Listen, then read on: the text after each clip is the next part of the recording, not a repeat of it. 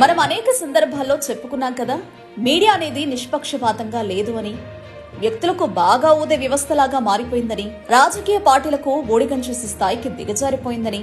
అయితే ఇంతకు మించి దిగజారదు అనుకున్న ప్రతిసారి మీడియా దిగజారుతూనే ఉంది, నేలపారుతనాన్ని చూపిస్తూనే ఉంది. Paper, news channels, YouTube channels, ఇలా మాధ్యమాలు ఎన్నున్నప్పటికీ అంతిమంగా రాజకీయ పార్టీలకు డబ్బా కొట్టుకుంటూ, డప్పు కొట్టుకుంటూ బానిసత్వాన్ని నిరూపించుకుంటున్నాయి. తెలుగులో కాస్త దమ్మున్న జర్నలిస్టుల్లో వెంకటకృష్ణ ఒకరు. ప్రస్తుతం ఆయన ABN లో పనిచేస్తున్నారు. మేనేజ్మెంట్ పొలిటికల్ లైన్ కు అనుగుణంగా ఆయన వ్యవహరిస్తుంటారు. ఎందుకంటే నేటి కాలంలో మేనేజ్మెంట్లకు పొలిటికల్ వాసనలు ఉన్నాయి కాబట్టి అందులో పనిచేసే పాత్రికేయులు కూడా అలానే వ్యవహరించాల్సి ఉంటుంది. కాదు కూడదు అనుకుంటే దూరంగా వెళ్లిపోవాల్సి ఉంటుంది. ABN లో వెంకటకృష్ణ ప్రైమ్ టైం డిబేట్లు సమర్థవంతంగా నిర్వహిస్తుంటారు.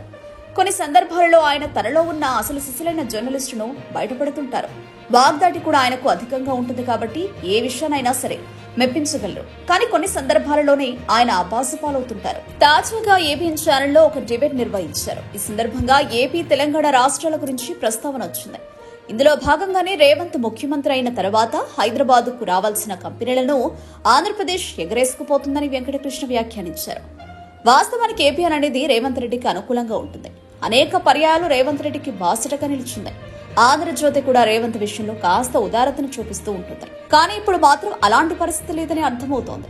ఎందుకంటే రేవంత్ విషయంలో ABN వెంకటకృష్ణ చేసిన వ్యాఖ్యలే దానికి నిదర్శనమని రాజకీయ విశ్లేషకులు అంటున్నారు. రేవంత్ పనితీరు బాగోలేదని, అందువల్లే కంపెనీలు మొత్తం ఏపీకి వెళ్లిపోతున్నాయని గొప్పగా సెలవిచ్చారు వెంకటకృష్ణ. పోనీ అదే నిజం అనుకుంటే ఎన్ని కంపెనీలు ఏపీకి వచ్చాయి, ఎంతమేర పెట్టుబడులు పెట్టాయి, ఎందరికీ ఉద్యోగాలు కల్పించాయి అనే విషయాలను కూడా వివరిస్తే బాగుండేది.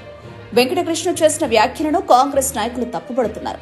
దసరా ముందు రోజు ప్రముఖ సినీ కమెడియన్ రాహుల్ రామకృష్ణ తెలంగాణ ప్రభుత్వం గురించి పిచ్చి పిచ్చి వ్యాఖ్యలు చేశాడు. సోషల్ మీడియాలో అడ్డమైన కూతలు కూశాడు. తర్వాత తన వెంట గులాబీ పార్టీ నాయకులున్నారని, ఆ సమయంలో మద్యం తాగామని, అందువల్లే అలాంటి ట్వీట్లు చేయాల్సి వచ్చిందని పేర్కొన్నారు. అంతేకాదు తన ట్విట్టర్ అకౌంట్ ని డియాక్టివేట్ చేశాడు. తెర వెనక కాంగ్రెస్ నేతలు ఒత్తిడి తీసుకురావడం వల్లే అతడు ఆ పని చేశాడని ప్రచారం జరిగింది. ఇప్పుడు వెంకటకృష్ణ కూడా అలాంటి మాటలు మాట్లాడుతున్నాడు కాబట్టి ABN పరిస్థితి కూడా అలానే ఉంటుందని రాజకీయ విశ్లేషకులు అంటున్నారు. ఆ మాటకు వస్తే రేవంత్ రెడ్డి ముఖ్యమంత్రి అయిన తర్వాత హైదరాబాద్కు రావాల్సిన వాటిని కూడా ఆంధ్రప్రదేశ్ ఎగరేసిపోతోంది.